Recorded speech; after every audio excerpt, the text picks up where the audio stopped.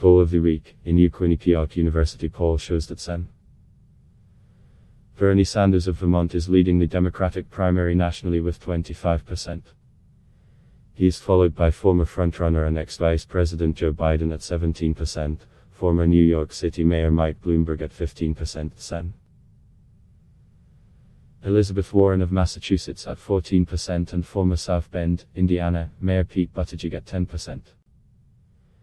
The average poll also shows Bloomberg at 15%, up considerably from 9% before the Iowa caucuses and 3% when he first entered the race in November. What's the point? Much to my surprise, Bloomberg can now be considered a real player in the Democratic primary.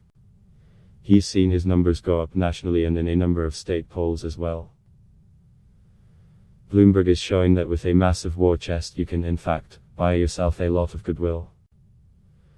Bloomberg has spent $129 million on ads in the Super Tuesday primary states, after deciding to skip the first 4 contests.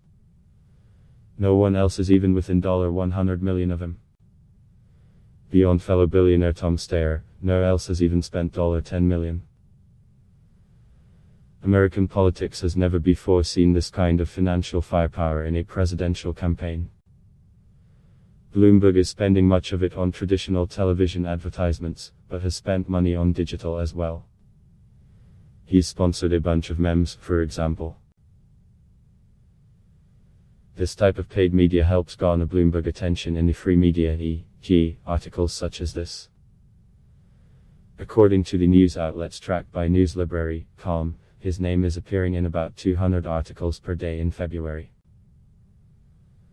That is double the 100 articles per day it appeared in during January. But it's not just the media where Bloomberg is finding success. He has found a home among the establishment as well.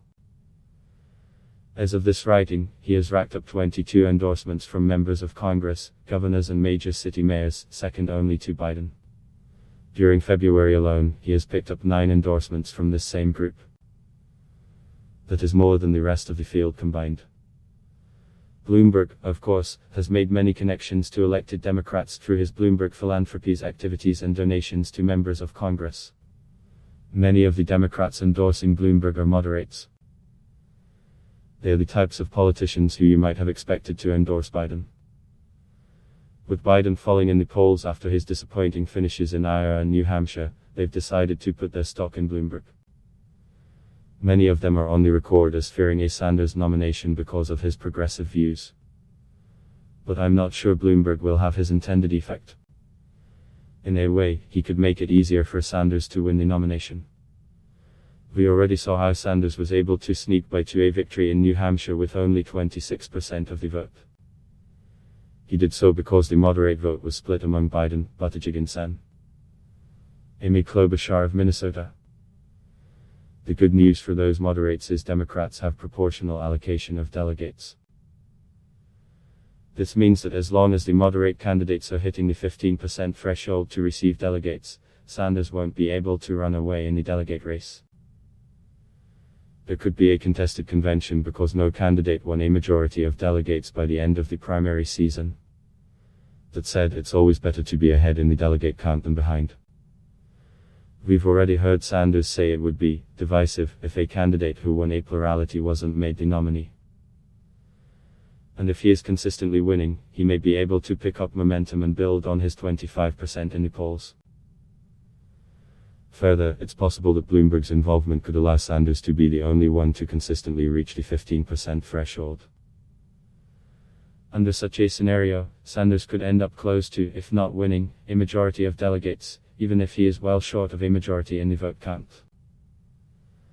Let's see where we are after the Nevada caucuses and South Carolina primary contests that Bloomberg isn't even participating in.